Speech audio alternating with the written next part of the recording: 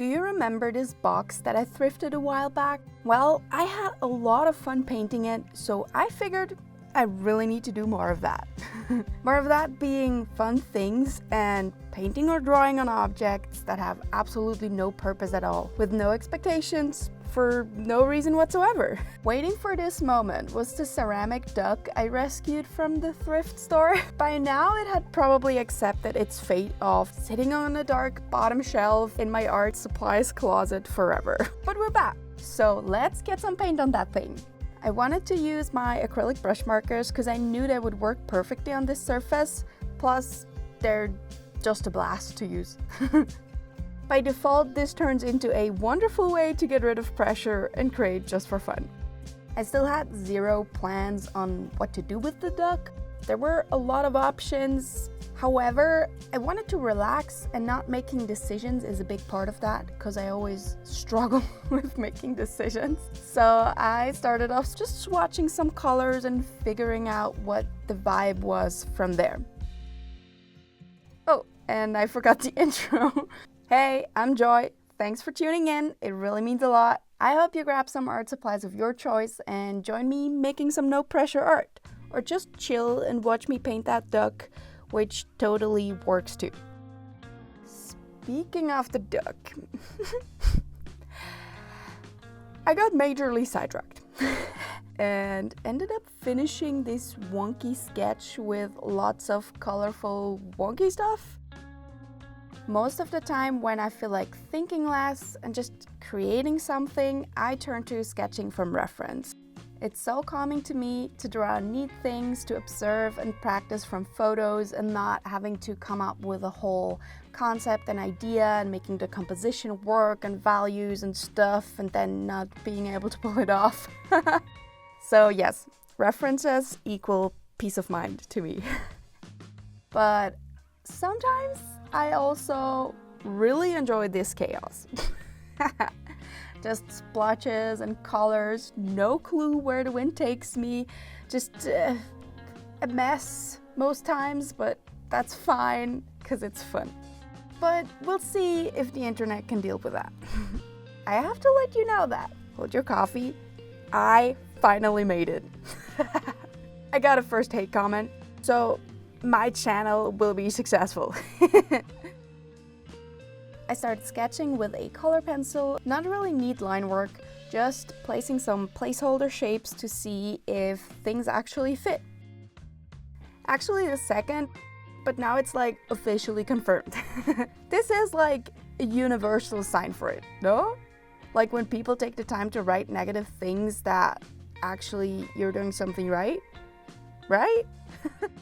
Anyway, they were bothered by my school-level work that can't be considered art, so let's make some more. Because that's exactly what I need today, some peaceful, no strings attached, mindless doodling. Because in the end, that's what it's about, having fun and doing what you enjoy.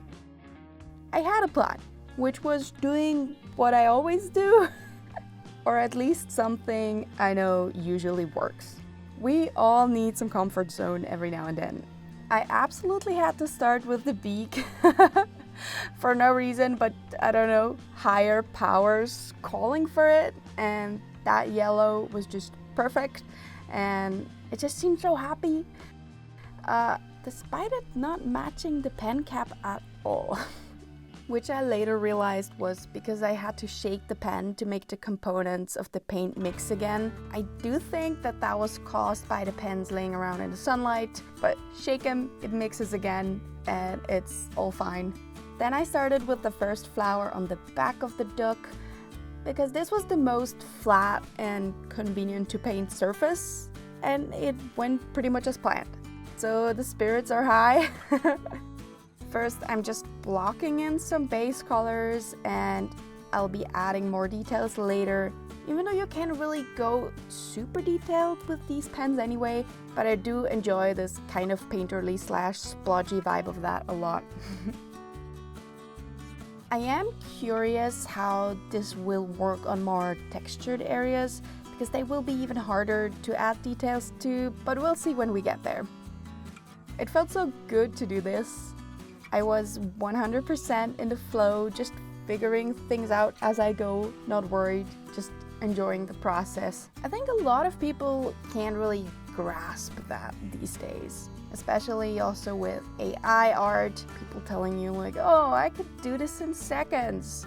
But to me, being an artist is all about the process. Sometimes it goes smooth, sometimes complete chaos, and other days it's an up and down roller coaster. And in the end, whatever you made lives because of that. Maybe it really is bad, or you end up not liking it, or it actually turned out to be a masterpiece. No matter the outcome and the struggle to get there, it's always so worth it. I'd never want a finished masterpiece without having to make it. Then it's just pointless to me. I love learning and improving my skills.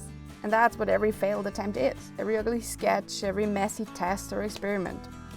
I know it can be tough to accept that, but please know that every artist goes through this. No matter what skill level they are at, this will never go away. Despite the fact that being an artist sounds so romantic and idyllic, it really isn't easy. It's a never-ending quest. So being determined and not giving up is the real skill set you need. In my opinion, at least.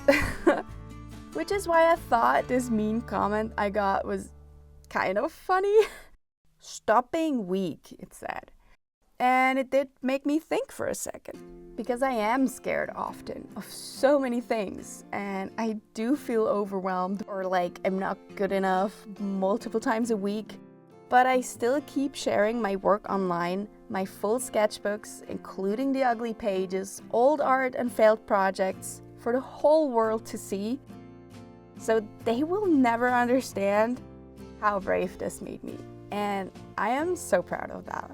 And I will keep posting vulnerable moments despite it being hella scary. I am going to take up space despite not being perfect, because we don't have to be. No one has to be perfect. That's just not human. Now that that's out of the way, let's move on to even darker things. The background. Sorry.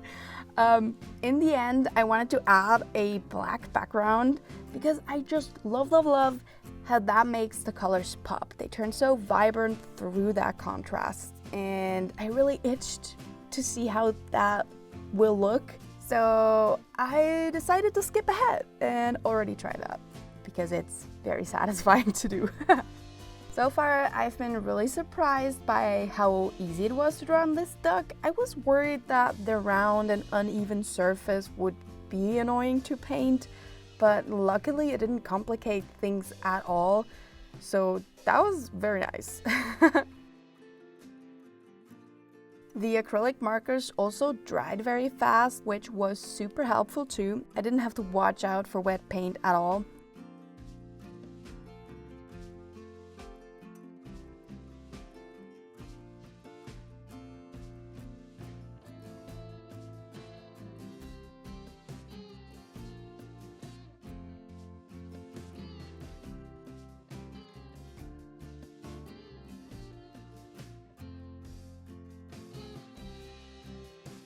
I began to add black around the heart, which really was the most careful I had to be during this whole project.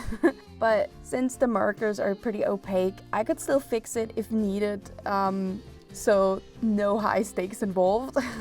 And now the duck had to live with funny eyebrows for a bit.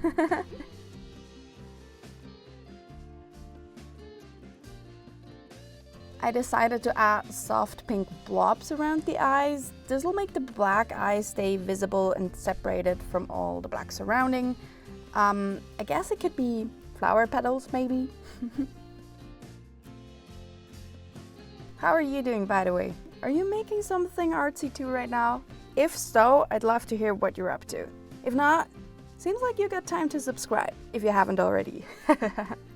Or just leave a comment, turn on notifications. All of that would really help me out a lot. Since we gotta prove that comment that I can make it as an artist.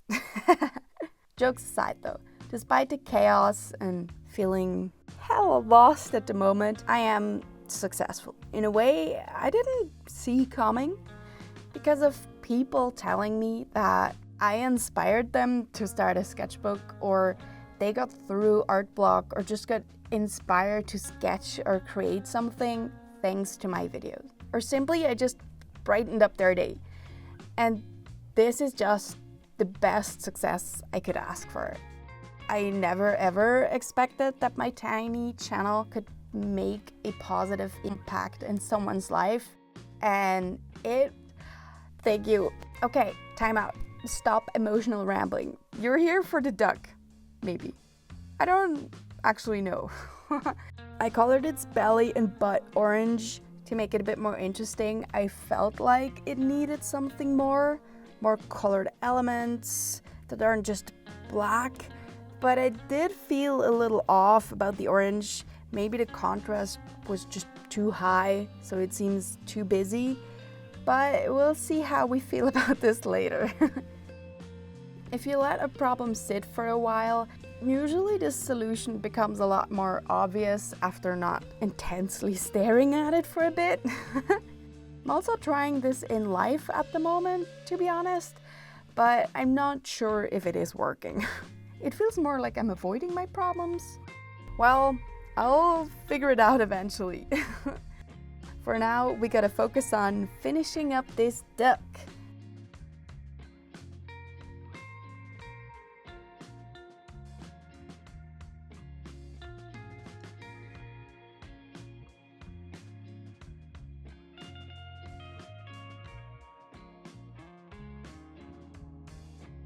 I touched up some areas with my Poscas that had more control than the brush tips, and in the end I attempted to add more details with color pencils, which only partially worked. And yes, I decided to cover it orange. I do like it better now, it's way less nervous. By the way, if you are also sharing your art online, don't let mean comments drag you down or waste your energy. We don't know these people, their background, or what they are going through, and neither do they know us. So ignore them, or reply with kindness, or use them for your own gain. Weirdly, this comment boosted my confidence a lot. Because it made me realize that it did not even remotely impact me, and it felt so peaceful. So, thank you, negative person on the internet. Last but not least, I sprayed the whole thing with fixing spray. Outdoors though, obviously, because stay safe. And then it was done. Yay! Thanks for watching. Make sure to subscribe, leave some positive energy in the comments, and keep creating. And before the final reveal, we gotta tackle one more question. Am I really making student level work? Yes, I actually agree. In some areas more than others, and some days more than others. Some of it is definitely professional, and some of it not at all. And that is so okay. I'll always be an art student. I will never run out of things to learn, and I am so here for that. And apparently, even with student level art, I can work as an artist. So I'm fine with that. Now watch me spin our finished duck on my microwave rotation plate thingy, pretending I'm a professional. See you next time. Bye!